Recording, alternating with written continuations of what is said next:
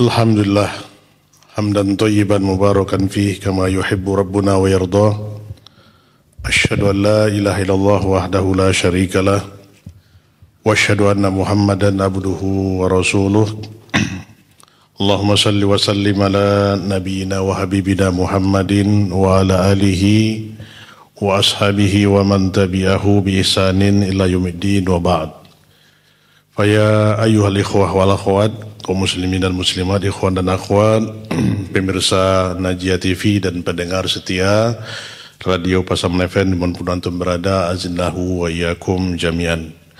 Kita kembali bersyukur kepada Allah Subhanahu wa taala yang terus senantiasa mencurahkan kepada kita limpahan rahmat, hidayah, kesehatan. Kembali kita hadir di majelis ilmu yang mulia ini. Selanjutnya selawat dan salam tercurahkan sentiasa kepada kekasih kita Nabi besar Muhammad sallallahu alaihi wasallam. Semoga kita mendapat syafaat khusus nanti dan bertemu dengan beliau di telaganya, amin ya rabbal alamin.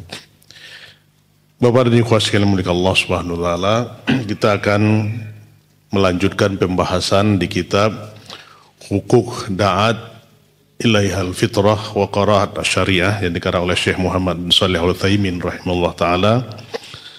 Ini adalah pembahasan yang terakhir atau hak yang terakhir, hak yang ke-10 yang kita bahas dari kitab beliau ini, yaitu berkaitan dengan hak al-haqqul ashir, yaitu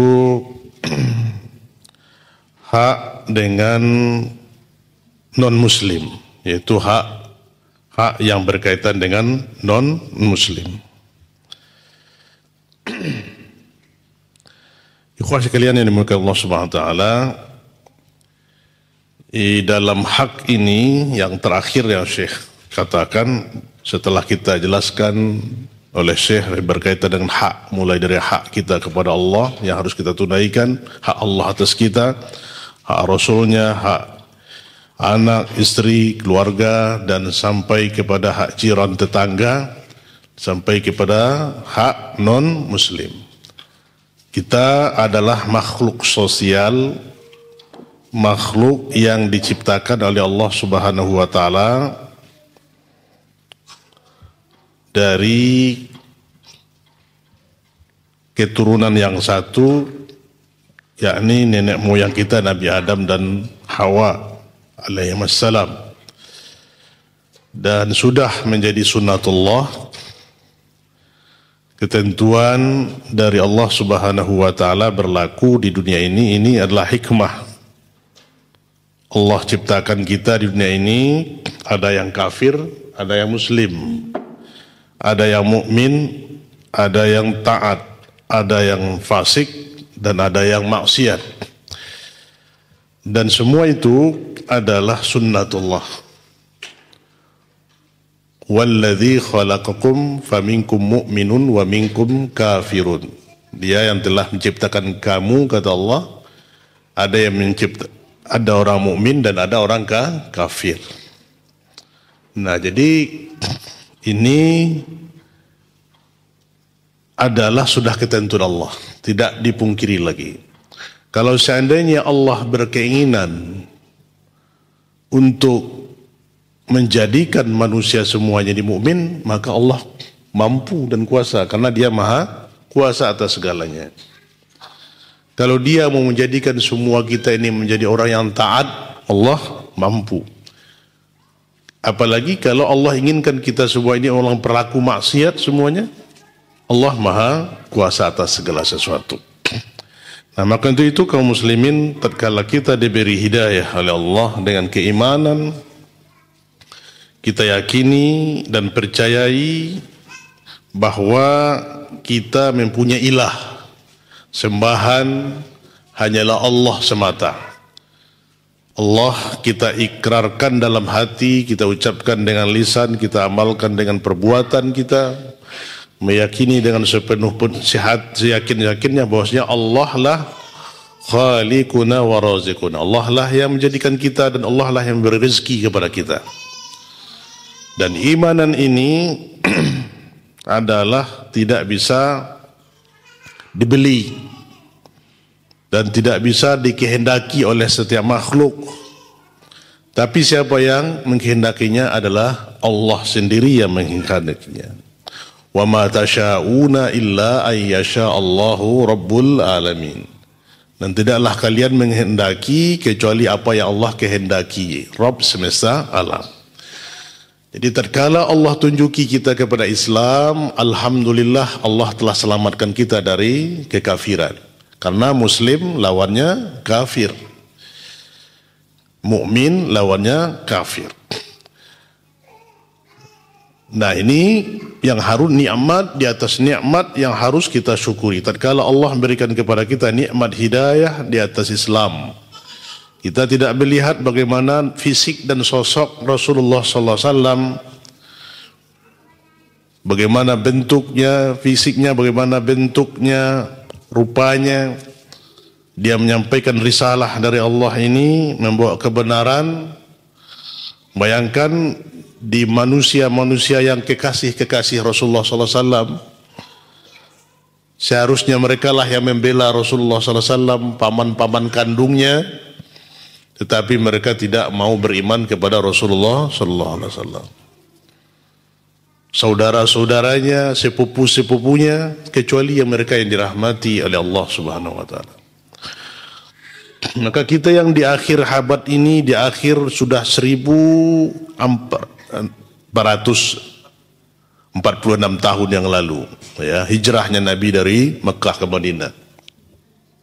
Sudah 13 tahun Rasulullah berdakwah di Mekah, baru hijrah. Kita tidak melihat Nabi, tapi kita beriman dan kita bersyahadat bahwasanya Allah adalah ilah kita.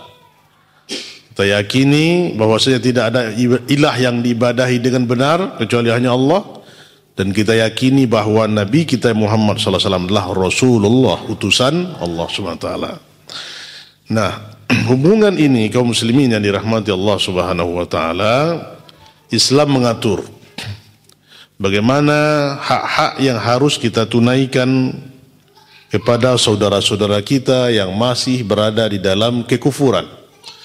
Saudara-saudara kita yang masih berada dalam kegelapan kehidupan, walaupun mereka berada di dunia yang terang benderang ini, tetapi hakikatnya mereka berada dalam kegelapan gelap yang tidak mereka bedakan. Apa kegelapannya? Hati mereka tidak disinari dengan iman kepada Allah.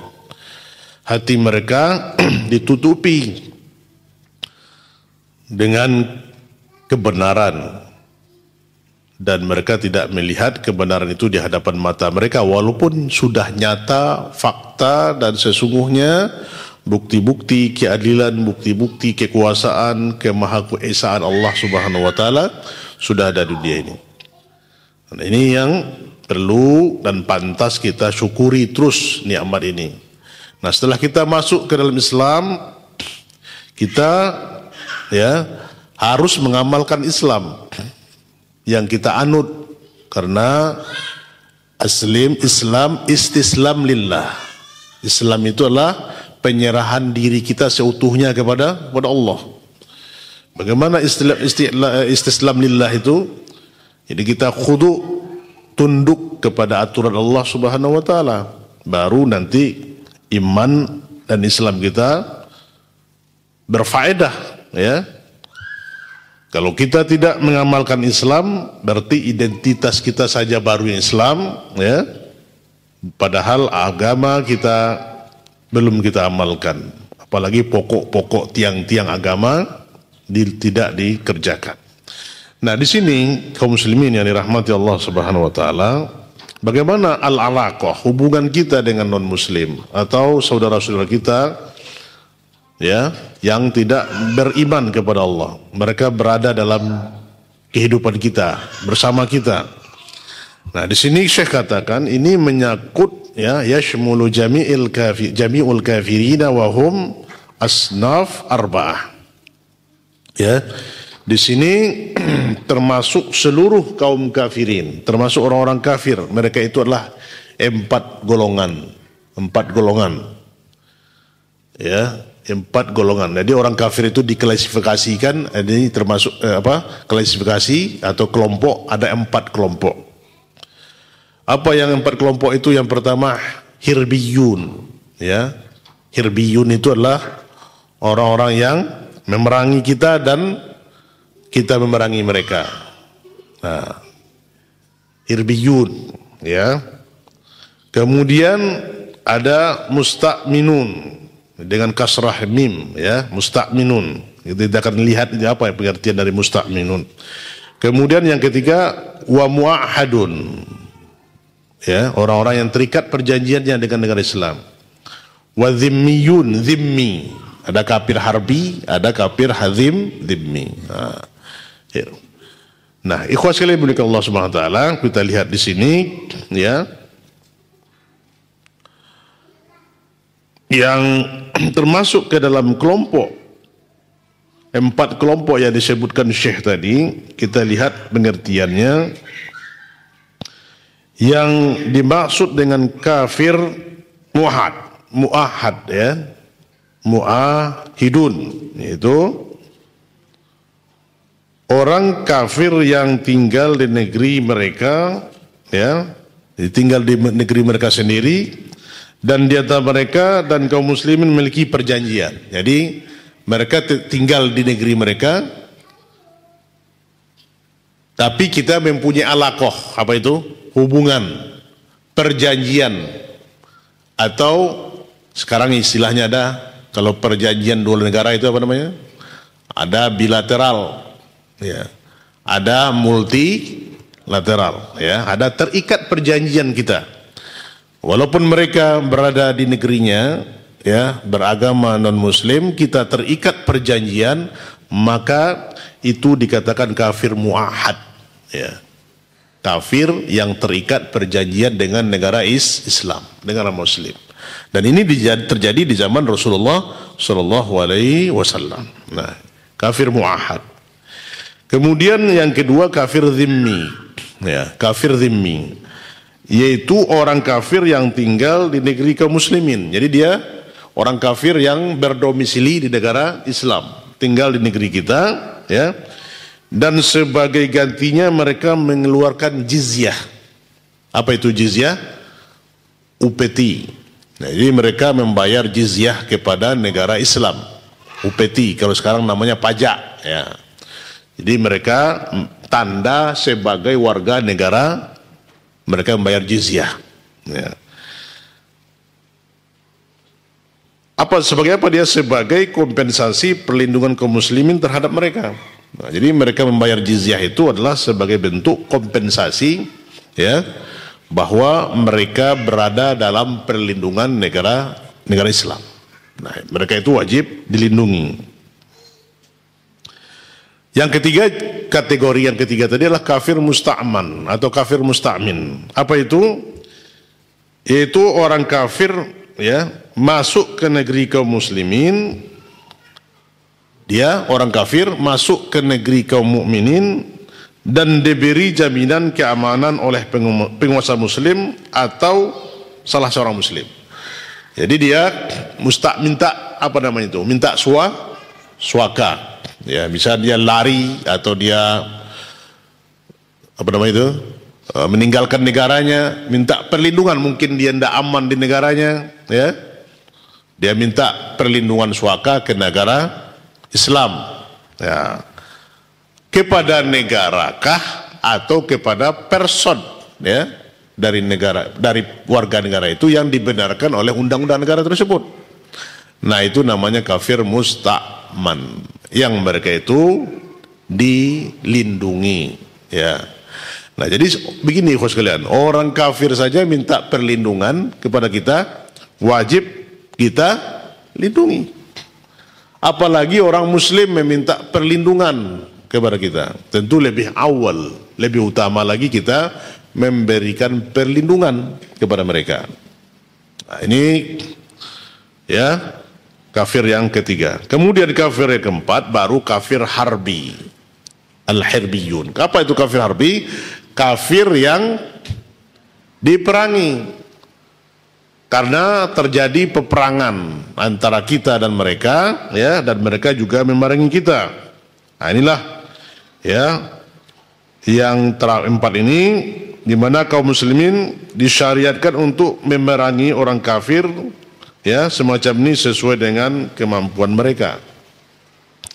Maka kita orang mukmin diperintahkan oleh Allah, dan ini perintah perang ini atas perintah penguasa, ya, perintah jihad atau perintah perang itu adalah perintah penguasa, bukan perintah ketua organisasi, ya, atau perintah ketua ormas, tapi adalah pemerintah yang sah. Dia yang mengumandangkan perang. Jadi kalau di negara kita hak mengumumkan perang itu siapa? Presiden, ya. Dia yang diberikan kewenangan menyatakan perang atau aban, nah dia. Nah, itulah kekuasaan. Nah, ini dia 4 kategori orang kafir. Dan semuanya mereka ini memiliki hak atas kaum muslimin, ya, kemana ketentuan syariat yang mengatur dalam ini. Maka untuk itu ikhwah sekalian dimulakan Allah Subhanahu wa taala, kita lihat akan beberapa poin di dalam pembahasan kita ini, bagaimana hak-hak mereka kepada kita, ya. Hak-hak mereka orang kafir ini kepada kita, kepada orang mukmin.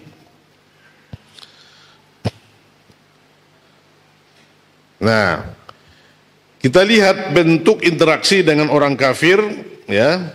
Ini selain kafir harbi, ya. Jadi yang kita maksud di sini adalah interaksi kita dengan selain orang kafir harbi, yang kecuali yang satu itu, artinya 3 kelompok tadi. Nah, yang diwajibkan oleh Allah Subhanahu wa taala ada beberapa poin berikut ini. Nah, ulangi lagi.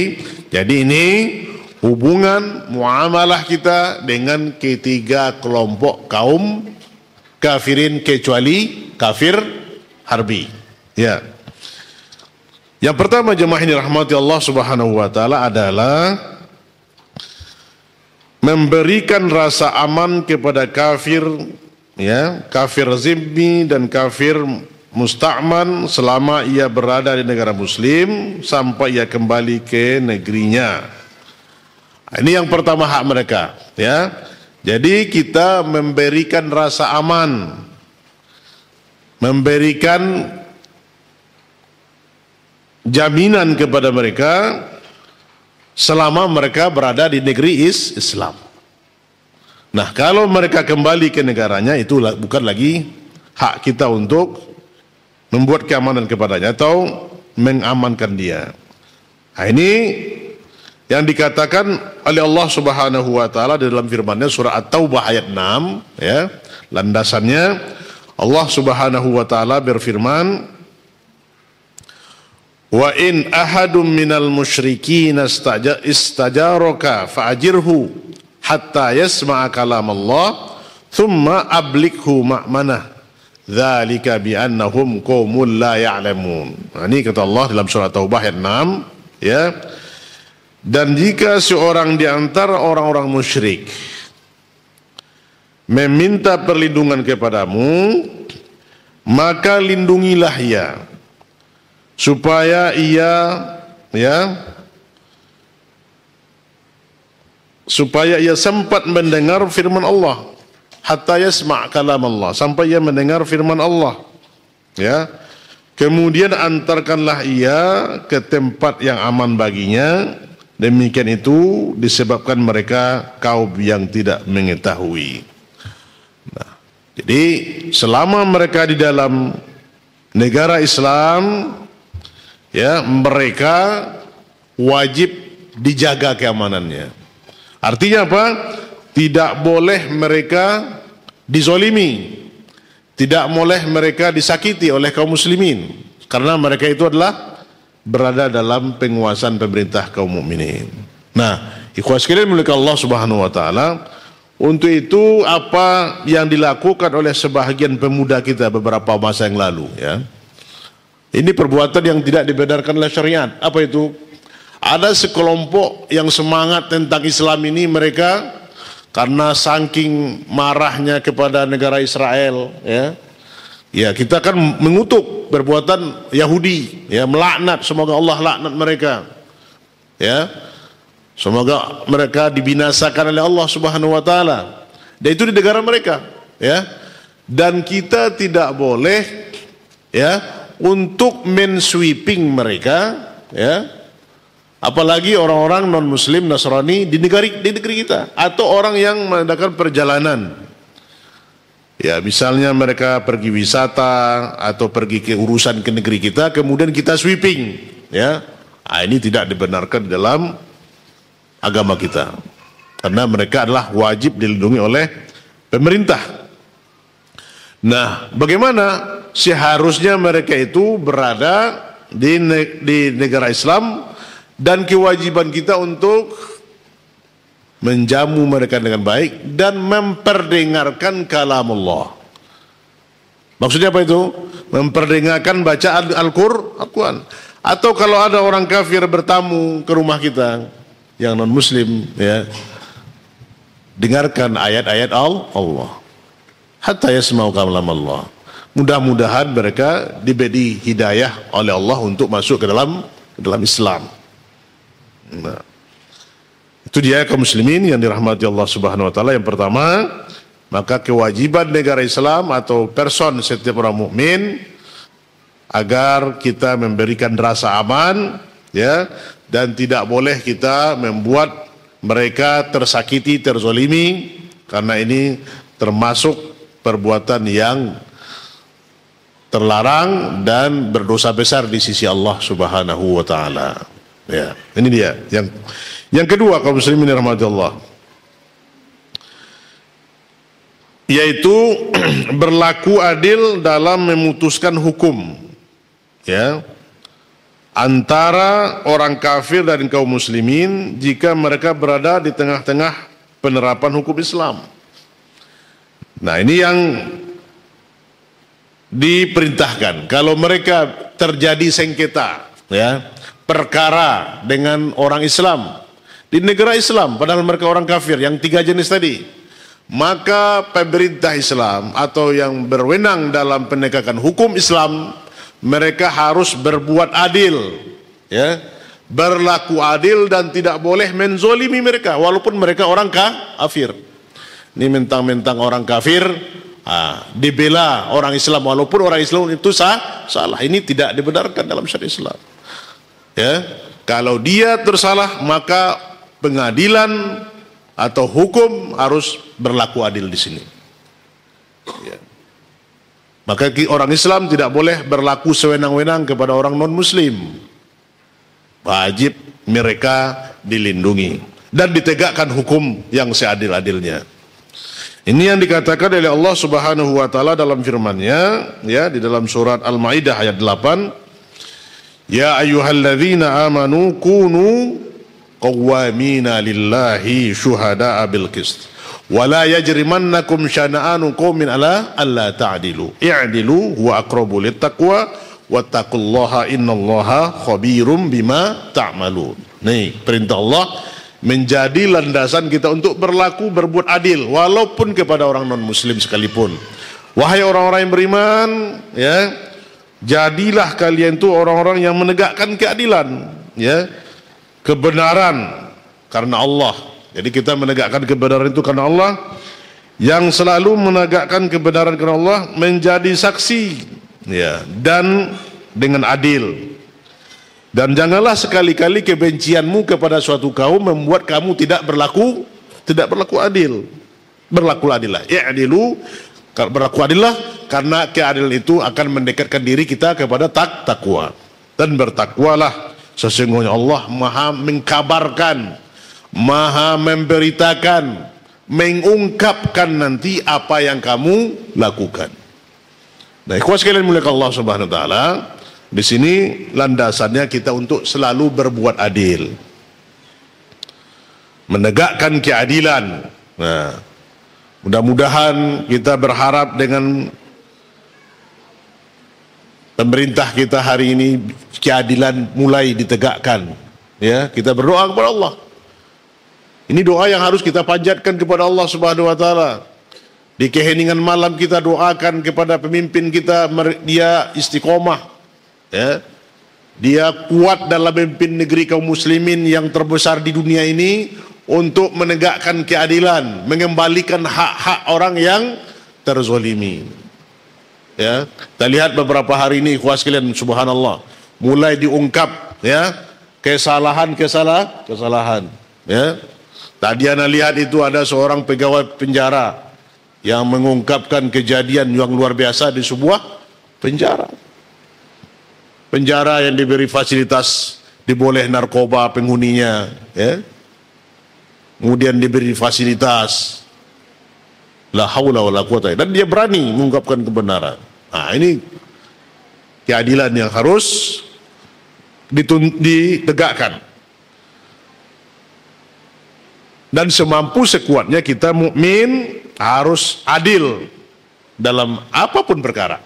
Hatta kita dalam bersengketa pun kita harus adil, ya. Dalam menimbang juga harus adil. Dalam berkomentar juga harus adil. Dalam bersikap juga harus adil. Nah, itu yang adil itu. Atau apa kata pepatah orang tua kita dulu? Tibu di matu di pician, tibu di parui di kampian. Nah, ini managak banang basah, jangan dicubu-cubu, ya. Kalau managak banang basah itu awak jun kesalah. Itu subhanallah, kalau filosofi itu kita itu sudah benar ini. Kalau anak kita salah, ya. Kalau dunsana kita salah. Kalau dia tidak boleh dibela. Hatta, ya, anak penguasa sekalipun, kalau dia berbuat zalim, keadilan harus ditegakkan. Nah, di sini berlaku adil. Maka kebenaran itu harus diungkap, dan kebenaran itu suatu saat akan terbongkar. Al-haqqu, apa itu? Ja'al haqqu wa zahaqal batil, innal batila kana zahuqa, kata Allah. Kebenaran itu akan muncul dan kebatilan itu akan sirna. Nah, tinggal waktu saja yang akan melihat mana kebenaran itu akan diungkapkan oleh Allah Subhanahu wa taala. Berlalu sudah, ya. Perkara-perkara, keputusan-keputusan, ya. Yang ini harus kita cermati, ikhwas sekalian yang dirahmati Allah, agar kita mampu berlaku adil kepada diri kita sendiri. Jangan berlaku zolim kepada orang, kepada saudara-saudara kita. Nah, ini yang perlu kita. Salah katakan salah. Jangan yang salah dikatakan benar, yang benar dikatakan salah. Ya, ini yang terjadi di zaman kita hari ini. Kata Rasulullah SAW, yusaddiqu fihil kadhib wa yukadzibu fihi shadiq. Nah, itu sudah digambarkan oleh Rasulullah SAW, akan datang nanti suatu zaman yang orang dusta itu dibilang jujur, orang jujur dibilang dusta. Nah, tapi itu akan kembali, ya. Bagaimanapun kebusukan akan dibungkus, dia akan tercium. Apa kata pepatah kita? Sepandai-pandai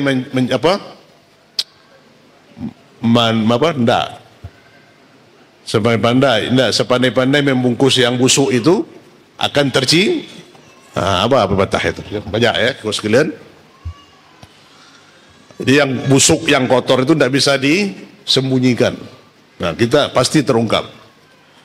Naudzubillah. Maka kita harus adil seadil-adilnya. Begitu semua perkara yang ditimpakan kepada yang kita alami. Maka kita tidak boleh berlaku sewenang-wenang. Mentang-mentang kita punya kuasa, mentang kita punya kekuasaan, kita berlaku sewenang-wenang. Nah, ini tidak boleh. Harus bukti kuat. Kalau tidak, maka kama tadinu tudan. Ini kata pepatah. Siapa yang berutang dia akan membayar. Naudzubillah min dzalik. Ya, kita hati-hati ini. Ikhwas sekalian milik Allah. Yang ketiga adalah kewajiban kita kepada orang kafir itu mendakwahi orang kafir untuk masuk Islam. Ya, ini dakwah, tugas kita. Hukumnya bagaimana dakwah kepada orang kafir? Hukum itu ada 5. Ya. Ada wajib ain, ada haram, ada mubah, ada jaiz, ada makruh. Ada fardu kifayah. Kalau dakwah kepada orang kafir hukumnya menurut jumhur para ulama hukumnya fardu kifayah, ya. Fardu kifayah artinya apa? Ada satu orang atau satu kelompok yang andil dalam berdakwah kepada mereka, maka gugurlah dosa orang selain mereka. Dan dengan fardu ain, nah ya, kalau fardu itu wajib. Nah, maka kita di sini semampu kita memberikan mereka pencerahan, mengajak mereka untuk masuk ke dalam Islam. Ini yang menjadi perintah Allah kepada kita. Kenapa? Karena begitu banyak pahala yang didapatkan oleh seseorang yang mampu mengislamkan orang kafir. Ya, bagaimana aturan dia orang masuk api neraka selamat dengan dakwahnya? Ini luar biasa. Masya Allah, ikhwas sekalian, kita lihat ada seorang da'i, ya, seorang duat da'i pedalaman itu yang mengislamkan berapa? Mengislamkan satu suku, ya, mengislamkan satu kampung, mengislamkan ribuan orang-orang non-mus. Subhanallah, betapa pahalanya itu. Di Papua sana, ya, ikhwan kita di Mentawai, subhanallah hari ini, ya, dia mengislamkan satu suku, ya. Nah, ini kita harus ta'awun. Bagaimana kita ta'awun? Ya, membantu mereka semampu kita untuk berbuat. Nah, kalau kita mampu juga untuk berdakwah ke sana, alhamdulillah. Kalau tidak, bantu mereka dalam menyebarkan dakwah Islam ini. Ini fardu yang fardu kifayah. Nah, ikhwan sekalian, karena mendakwahi mereka berarti telah mengeluarkan mereka dari kegelapan menuju cahaya. Ya. Jadi kalau orang kafir itu, mereka, Anda sampaikan tadi, masih berada dalam kegelapan gelapnya, walaupun siang tetap gelap. Karena hati mereka, pikiran mereka ditutup cahaya iman. Nah, maka kita dakwahkan untuk cahaya ini, cahaya dari Allah yang terang benderang, menyelamatkan mereka nanti dari neraka Allah Subhanahu wa taala. Nah, kita andil dalam ini. Apa yang kita mampu? Ada dakwah, ada duat yang pergi ke pedalaman, kita bantu amunisinya. Kita bantu ta'awun dengan mereka. Alhamdulillah, kita ikhwas sekalian yang dimuliakan Allah, ya. Dengan bantuan kita kaum muslimin, kita ikut Najia Peduli membantu khitan masal ke negeri, ke daerah-daerah yang jauh di Mentawai sana. Subhanallah, ini kita akan dengar ini. Insyaallah kita programkan terus. Doakan, insyaallah kita akan mendirikan radio Najia di Mentawai, insyaallah secepatnya, ya. Ini cita-cita kita. Semoga Allah mudahkan. Radionya sudah kita beli, tinggal lagi memasangnya di sana. Dan sudah kita hubungi, sudah ada mau diwakafkan satu lokasi di Sekabaluan ke kita, insyaallah. Nah, ini kita apa? Kenapa? Hanya satu radio di sana itu yang ada di Mentawai itu radio non kita. Nah, ikhwas sekalian, kalau kita mampu bersama-sama ini salah satu yang bisa kita menuai, mencari ladang amal pahala. Infakkan Rp5.000 untuk membantu dakwah kita ini. Itu yang harta kita nanti, menolong kita nanti di yaumul mahsyar kelak. Ya, nah, ini kita upayakan berdakwah. Nah, bagaimana kisahnya Rasulullah SAW? Sangat perhatian mengislamkan non-muslim, mengislamkan orang Yahudi yang berada di Mekah, di Madinah itu, mengislamkan orang Nasrani, ya. Salah satu contoh kisah yang dijelaskan oleh Anas bin Malik, ya, ini Anas ini adalah dia itu laki-laki hur, laki-laki merdeka, anak merdeka, tapi dia dihibahkan oleh ibunya kepada Rasulullah sallallahu alaihi wasallam untuk melayani Rasulullah sallallahu alaihi wasallam. Anas bin Malik lah yang melayani, ya, yang membantu Rasulullah sallallahu alaihi wasallam. Subhanallah. Maka dia yang paling banyak dekat dengan Rasulullah SAW. Nah, Anas bin Malik menceritakan bagaimana hirsnya Rasulullah SAW dalam mendakwahkan Islam. Dia kalau ada orang Yahudi sakit, ya, ada orang non Muslim sakit, dia kunjungi. Maka suatu ketika Rasulullah SAW mengunjungi anak Yahudi yang sering bersama Rasulullah SAW, sering membantu Rasulullah SAW.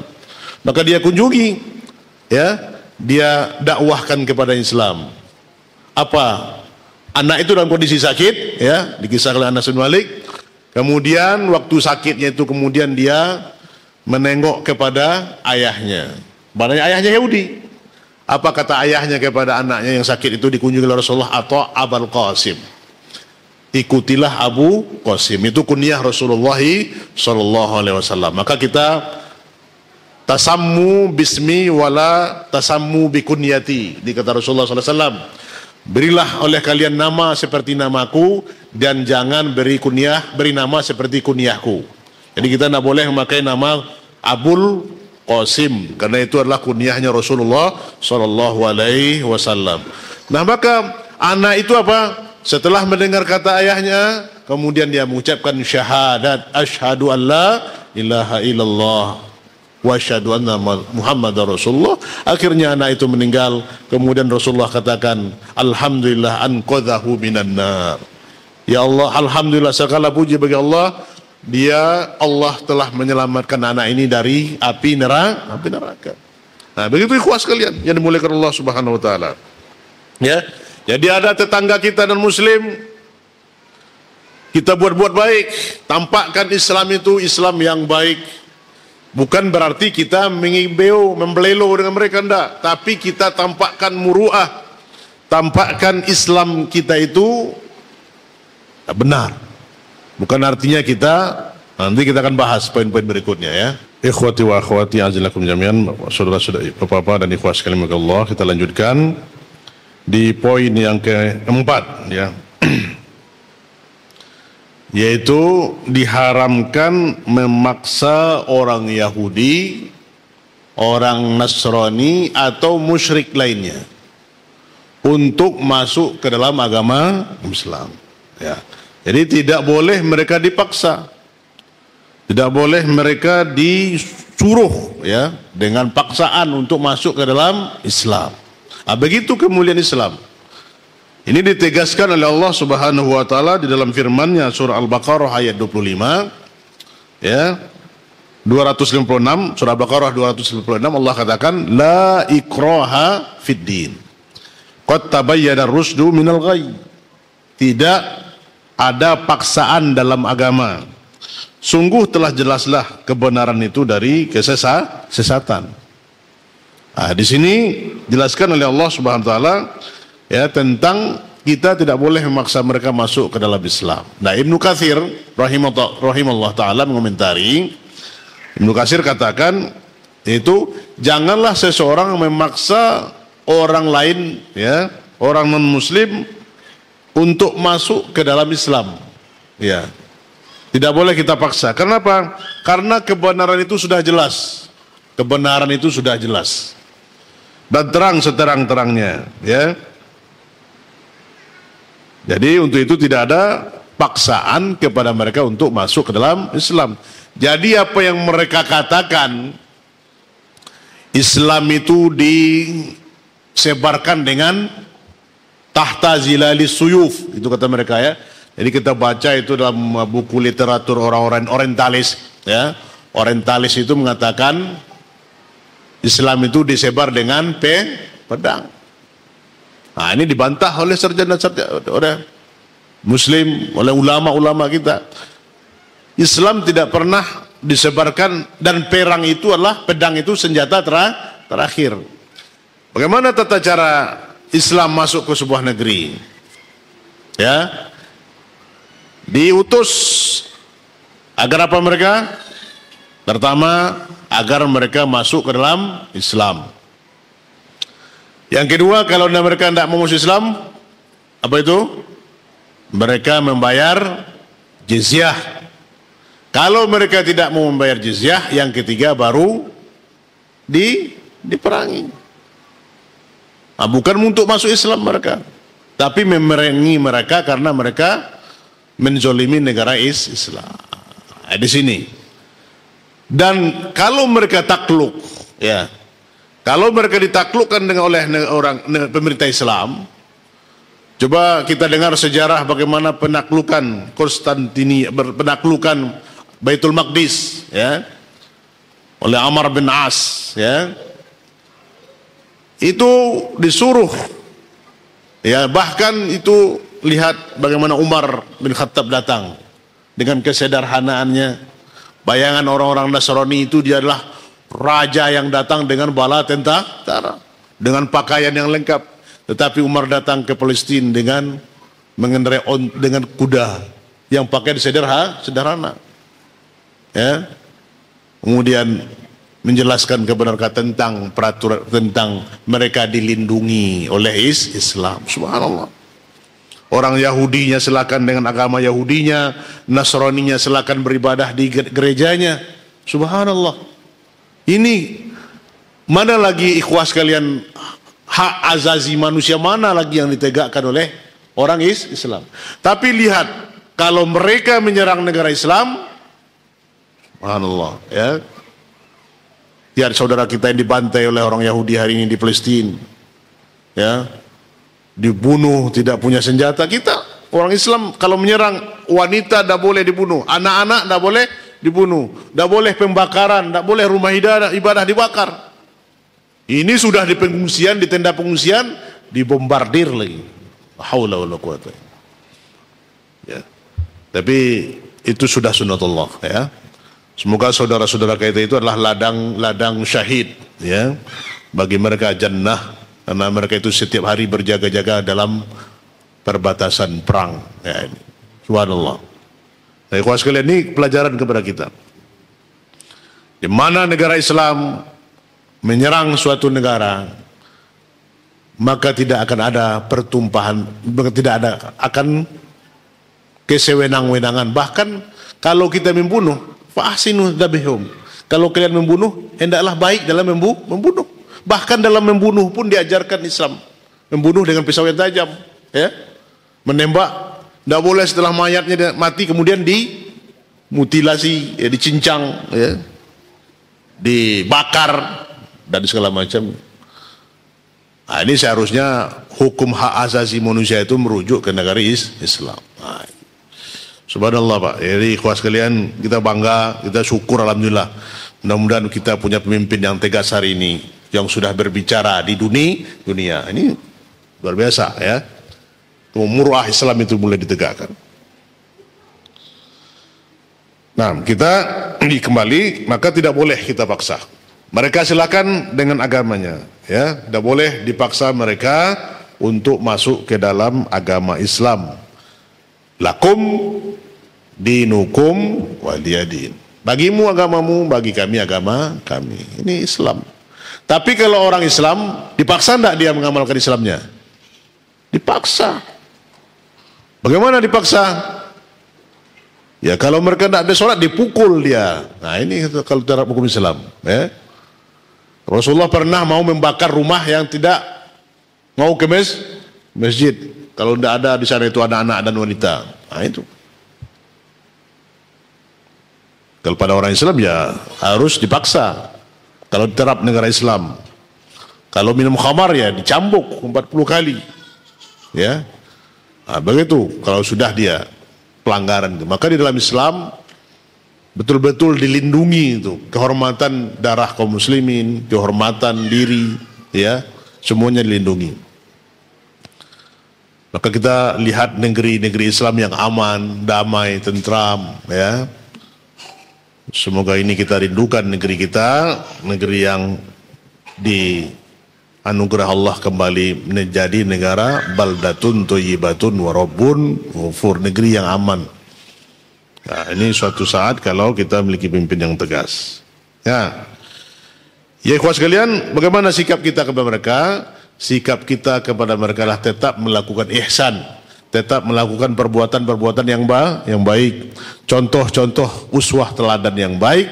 Semoga dengan kebaikan mereka itu tertarik mereka ke dalam Islam. Akhirnya mereka masuk Islam.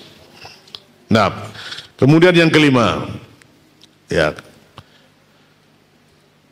Yang kelima adalah dilarang memukul atau membunuh orang kafir. Ya, selain kafir harbi tadi, selain kafir yang harbi. Karena Nabi SAW bersabda, nah ini kita tidak boleh melakukan memukul mereka, membunuh mereka atau berbuat onar kepada mereka yang kafir yang tiga macam tadi.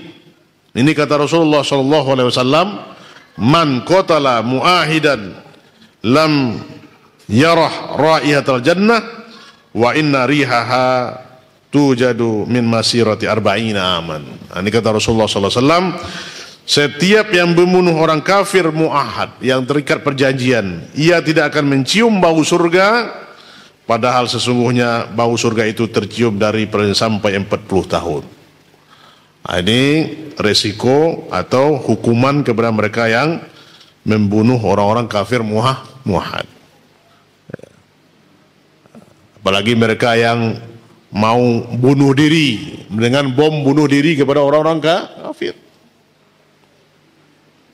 Ya, bawa bom kemudian membakar gereja, bunuh diri. Ini sudah berlipat-lipat dosa yang mereka akan tanggung nanti di sisi Allah Subhanahu wa taala. Sudah membunuh dirinya, kemudian membunuh orang kafir muahad dalam perlindungan Islam. Ini pelajaran kepada kita semua ikhwas sekalian. Kemudian yang keenam,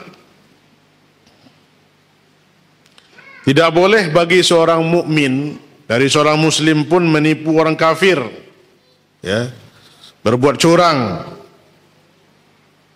ketika melakukan transaksi jual beli atau muamalah, mengambil harta mereka tanpa jalan yang benar, dan wajib selalu memegang amanat di hadapan mereka, karena Nabi SAW telah katakan dalam bersabda. Jadi orang non-muslim selain kafir harbi tadi tidak boleh kita curangi.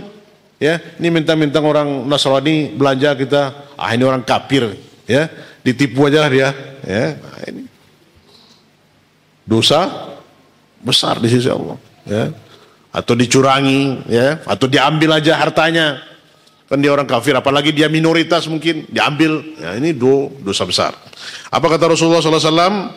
Ya, ala man zalama muahidan, ya,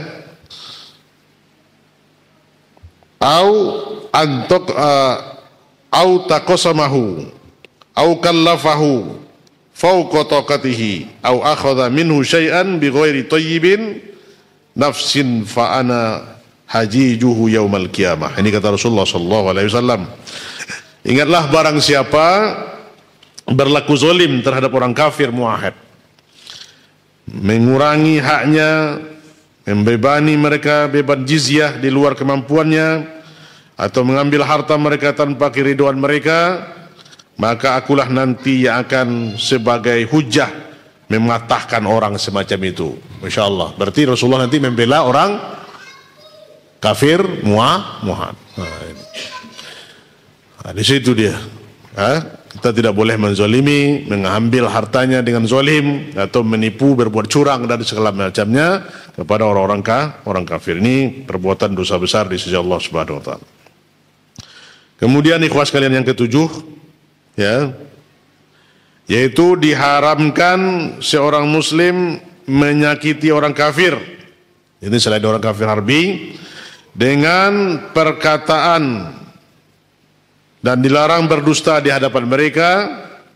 Jadi seorang muslim dituntut untuk bertutur kata dan berakhlak yang mulia dengan non-muslim selama tidak menampakkan rasa cinta kepada mereka.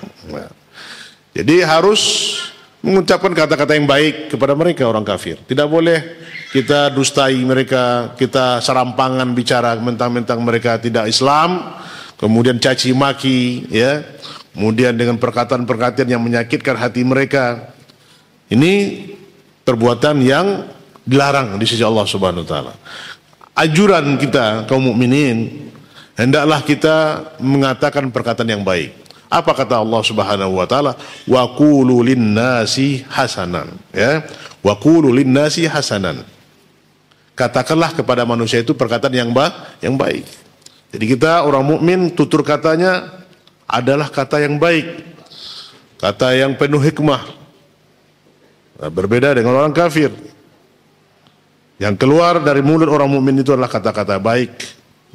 Ini yang dituntut kita oleh syariat kita, ini berlaku kepada mereka. Kemudian yang ke-8, ikhwas sekalian, berbuat baik kepada tetangga yang kafir selain kafir harbi dan tidak mengganggu mereka. Nah, ini poin yang ke-9 kemarin kita telah jelaskan, yaitu kalau dia non muslim berapa haknya harus kita tunaikan? Satu hak apa itu? Hak tetangga, karena dia orang kafir, tidak saudara kita, kemudian dia tidak muslim, maka berlaku kepadanya hak tetangga, berlaku hak jiran.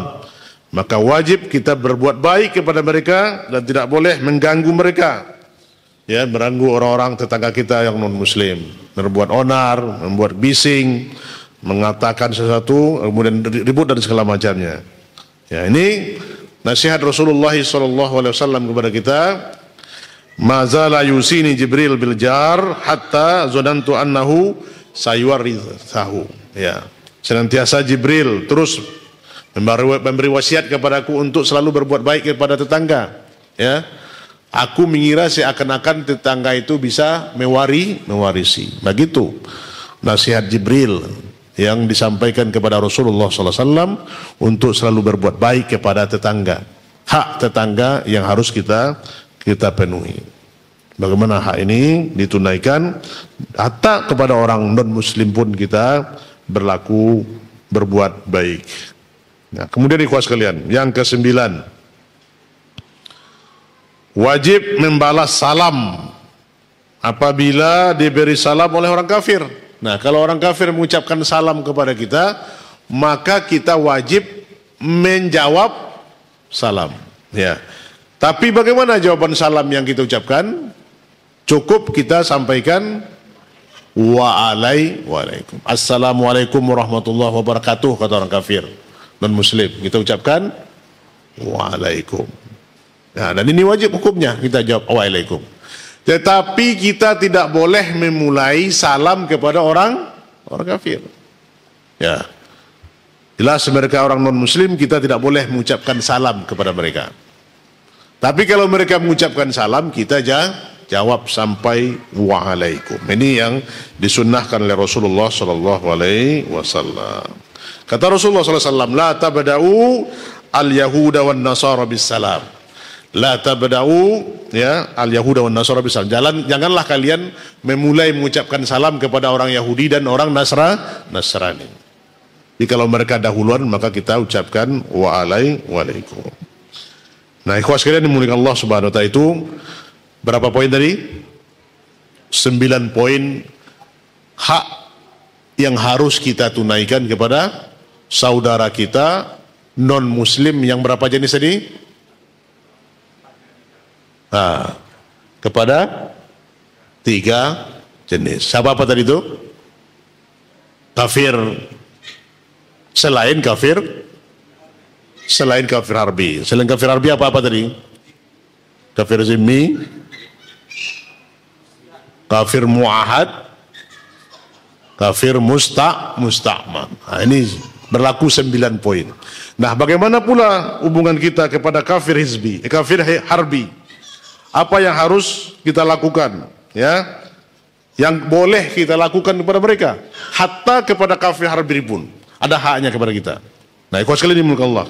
Apa haknya? Yang pertama, ini kepada kafir khusus dia, kepada kafir harbi yang kita saling bermusuhan dan berperang dengan mereka. Yang pertama, dibolehkan mempekerjakan orang kafir dalam pekerjaan, ya, subhanallah, afwan ya. Ini bukan selain kafir harbi, selain kafir harbi, tidak kafir harbi yang diperangi. Artinya hak kita kepada yang dibolehkan. Kalau tadi yang kita harus tunaikan. Sekarang yang boleh kita lakukan kepada kafir selain kafir harbi. Kalau kafir harbi nanti terakhir kita lihat. Artinya yang 3 jenis tadi dibolehkan kepada kita. Yang pertama, mempekerjakan mereka, ya, boleh kita ambil mereka sebagai anak buah, sebagai anggota, sebagai karyawan untuk apa? Menyelesaikan proyek-proyek kaum muslimin. Boleh bekerja, mengerjakan pekerjaan di negeri-negeri kita, ya. Tapi syaratnya apa? Tidak membahayakan kaum muslimin. Jelas dia mana? Ini nanti kalau dia jejak jujur, maka tidak boleh. Misalnya dia berkhianat, ya. Dipercayakan suatu proyek, kemudian dia berkhianati atau berbuat curang, ya. Aturan pasang semennya 10, dia pasang berapa? Nah, dia pasang 15. Akhirnya bangunan itu akan cepat runtuh atau membahayakan kaum mukminin. Nah, jujur. Nah, ini tidak boleh. Tapi selagi dia jujur, maka boleh kita memperkerjakan di mana saja lapangan kerja kita.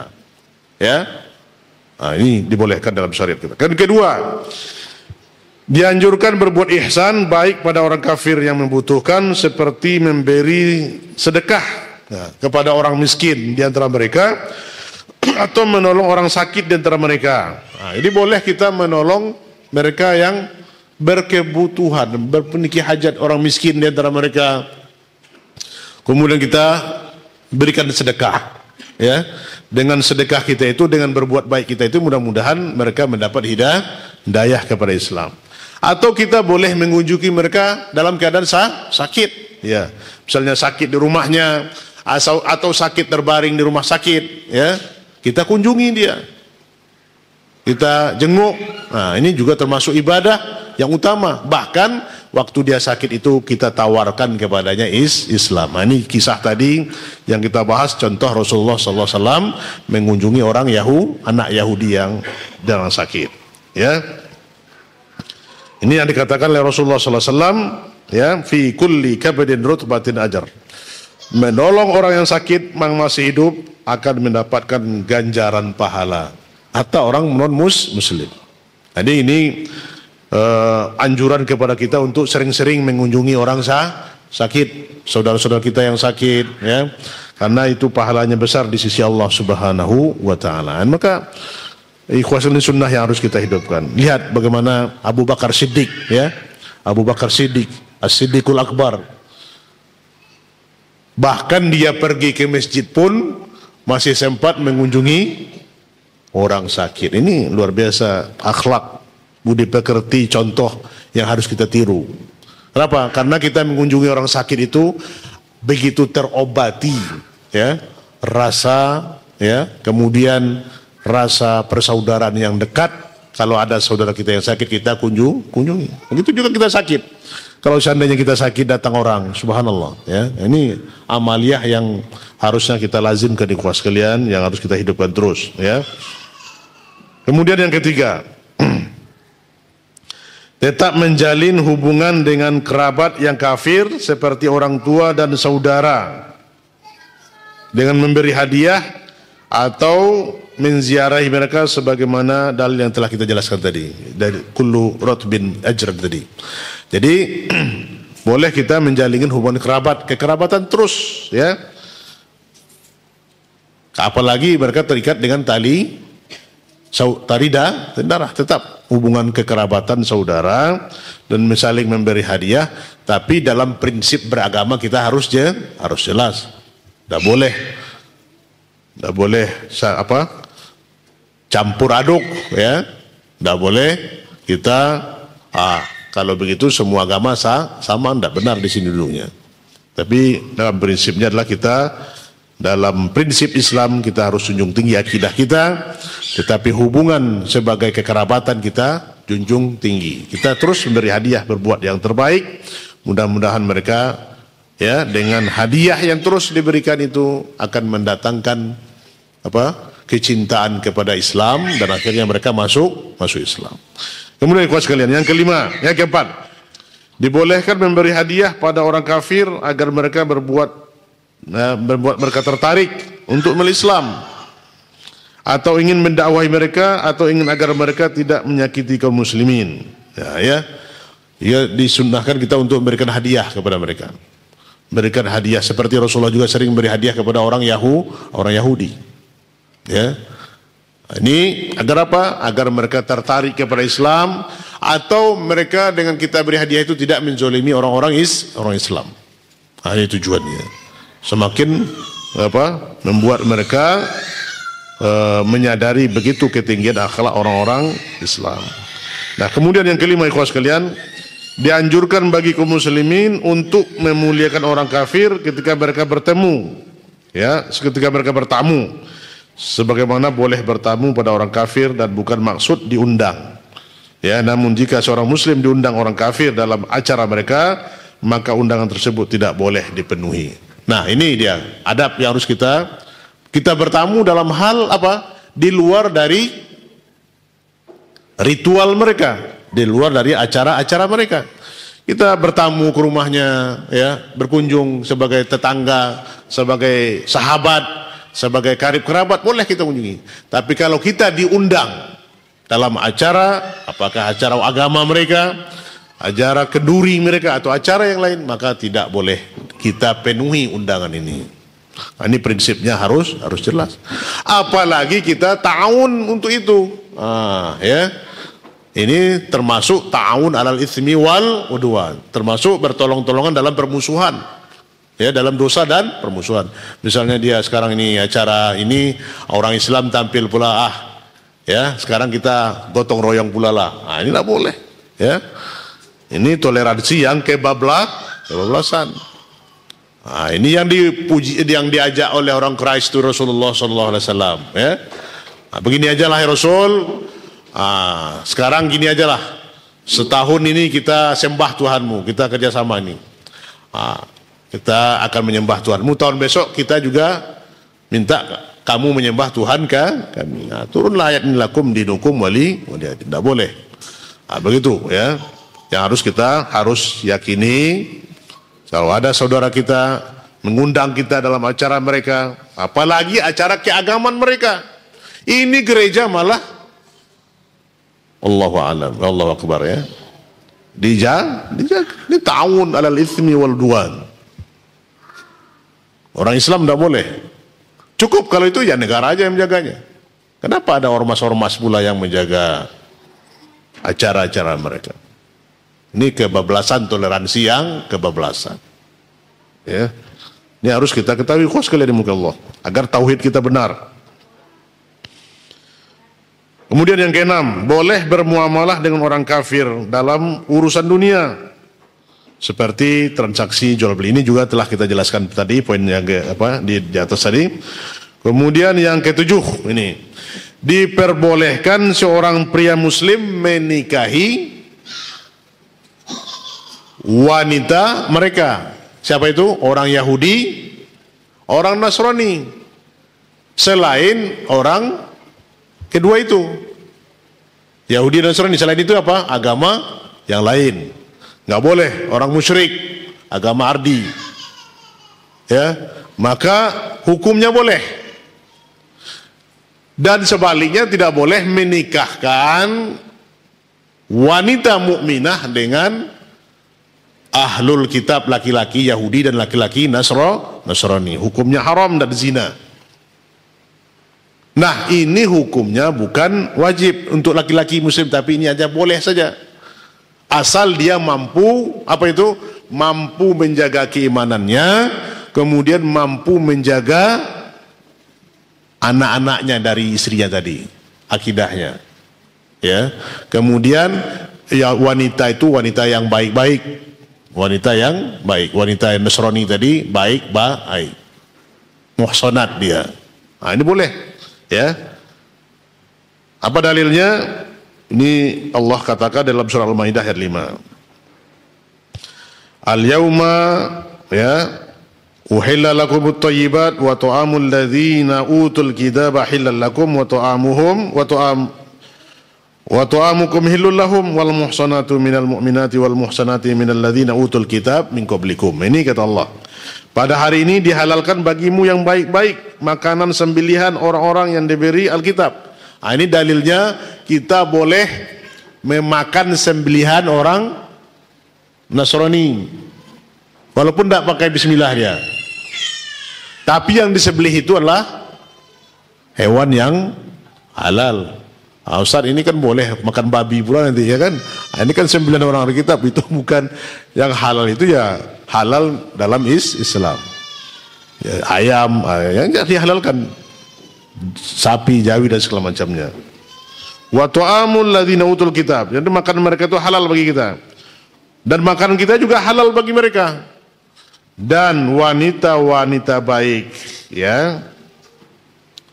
Ya, wanita-wanita baik dan orang-orang mereka itu ya dihalalkan untuk menikahinya, wanita-wanita yang menjaga kehormatan di antara wanita yang beriman dan wanita-wanita yang menjaga kehormatan di antara orang-orang yang diberi Alkitab.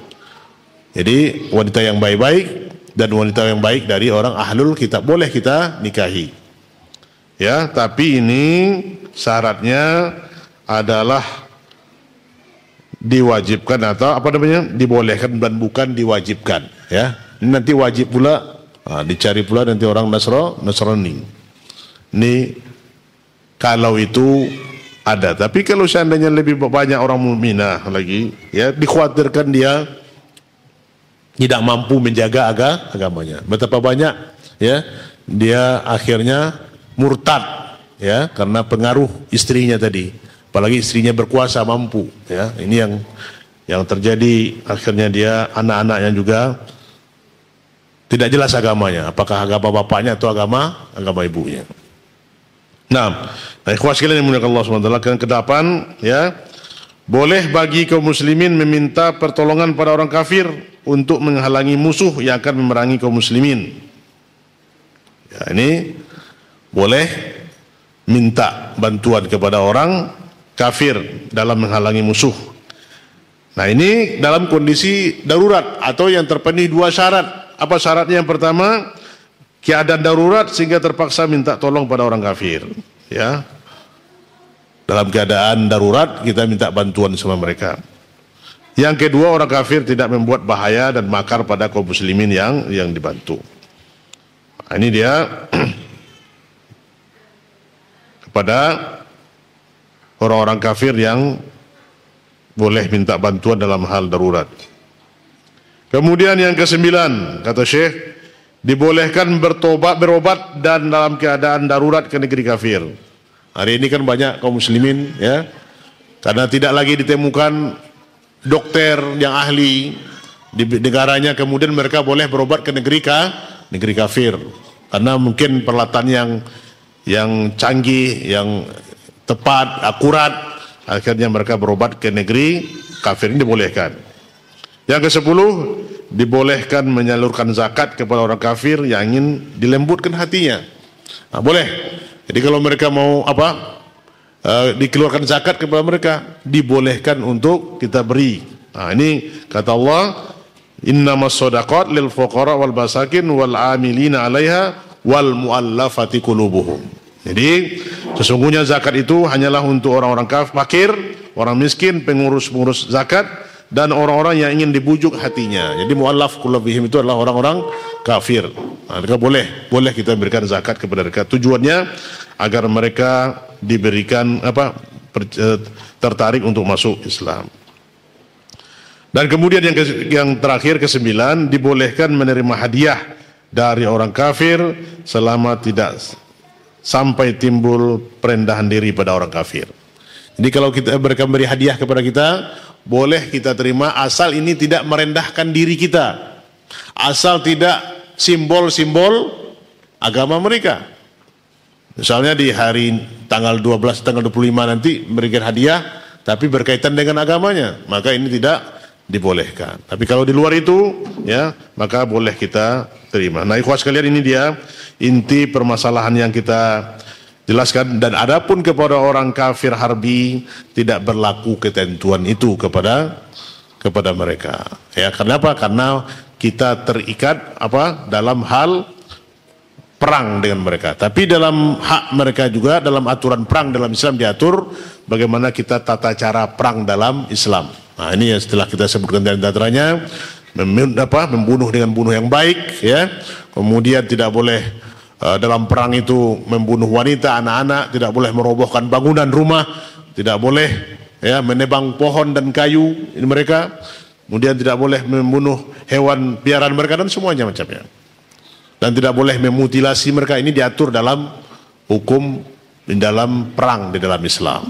Nah, maka ikhwah sekalian dimuliakan Allah Subhanahu wa taala, begitu ketinggian syariat kita agama Islam, bagaimana menghormati orang-orang selain Islam. Maka kata Syekh, wa yajibu an yatamayyazu anil muslim fil libas. Tapi ini wajib kepada kita agar kaum muslimin berbeda dalam pakaian dengan mereka. Ya, kalau mereka orang kafir itu, orang non muslim yang tiga macam tadi, mereka berbeda pakaiannya dengan kita. Jangan sama. Nah, kalau di negara kita sekarang kan susah kita bedanya, Pak, ya. Enggak, ada beda sekarang. Apalagi ada pula yang di antara mereka pakai jilbab pula, ya. Nah, ini tidak bisa dibedakan. Ya, ada di sekolah pakai jilbab. Nah, seharusnya mereka itu, ini kemarin karena heboh di SMK di sebuah di Padang itu, akhirnya mereka menuntut untuk buka jilbab. Ya memang harus buka jilbab sebenarnya mereka itu. Agar apa? Nampak jelas mana yang Islam, mana yang non Muslim. Ya, artinya apa? Pakaian mereka itu berbeda. Maka kita tidak boleh menyerupai pakaian mereka. Tidak boleh menyerupai pakaian orang-orang non Muslim. Apa yang dipakai oleh mereka, simbol-simbol mereka tidak boleh kita pakai. Ini kata Rasulullah SAW, ancamannya, man tashabbaha biqaumin fahuwa minhum. Barang siapa meniru-niru gaya, menyerupai orang-orang Muslim, orang non-Muslim, kita termasuk golongan mereka. Tidak boleh kita tiru. Kemudian wa alla yazharu syai'an munkaran fil Islam. Jangan mereka membuat sesuatu yang mungkar dalam Islam. Kalau mereka di negara Islam tidak boleh mereka berbuat onar, lingkungan, ya. Nah, ini mereka harus menjaga. Harus mampu mereka menjaga diri mereka, jangan berbuat kerusakan. Ya, karena ini juga harus dijelaskan kepada mereka. Ini ikhwah sekalian, ya, berbuat mengganggu kaum muslimin. Nah, ini sudah ke perlindungan yang sudah diupayakan oleh orang Islam, kemudian mereka malah membuat onar. Maka ini diserahkan kepada hukum yang berwajib. Atau mereka tidak boleh menampakkan syiar-syiar ausean min syair dinihim. Di dalam Islam tidak boleh mereka menampakkan syiar-syiar agama mereka. Seperti apakah itu tanda salib atau tanda yang lainnya. Nah, inilah hukum-hukum, ya, yang berkaitan dengan ahlul zimmah yang tertera di dalam kitab Ahlul Ilmi. Tidak ada, sudah dijelaskan oleh para ulama semuanya bagaimana hak-hak yang harus kita tunaikan kepada saudara kita yang non Muslim. Nah, ikhwah sekalian yang dimuliakan Allah Subhanahu wa taala, untuk itu perlu kita jaga tauhid kita, perlu terus kita jaga akidah kita agar kita jangan salah kaprah dalam hal berbuat toleransi. Prinsip ini harus jelas, ya, bagaimana cara Islam telah mengajarkan kepada kita untuk bermuamalah dengan mereka sesuai dengan tuntunannya. Inilah di akhir dari kitab ini, ya, kitab Huququd Da'at Ilail Fitrah wa Qarar Saniyah ini kalau oleh Syekh Muhammad Shalih bin Utsaimin telah kita khatamkan, dan Syekh mengatakan walhamdulillahirabbil alamin wa sallallahu ala nabiyyina Muhammad wa ala alihi wa sahbihi ajmain. Semoga apa yang kita telah bahas poin yang terakhir ini, 10 poin yang hak-hak yang harus kita tunaikan yang telah ditetapkan oleh syariat dapat kita amalkan dalam kehidupan kita sehari-hari, dan semoga juga menambah hasanah ilmiah kita dan menambah timbangan hasanat kita nanti di yaumul mahsyar kala, amin ya rabbal alamin. Insyaallah kita akan bahas kitab yang lain pada pertemuan berikutnya, wallahu taala alam, karena waktu juga yang batasi. Demikian mungkin pertemuan kita di malam hari ini. Semoga yang Anda sampaikan dari awal sampai akhir pembahasan ini, ya, mendapat faedah kepada kita semua, dan benar ini datang dari Allah Subhanahu wa taala, dan salah datang dari Anda sendiri. Namun pun kita akhiri dengan wajah khatam, maaf, kita tutup dengan khatam majelis. Subhanakallahumma wa bihamdika asyhadu an la ilaha illa anta astaghfiruka wa atubu ilaik. Wassalamualaikum warahmatullahi wabarakatuh.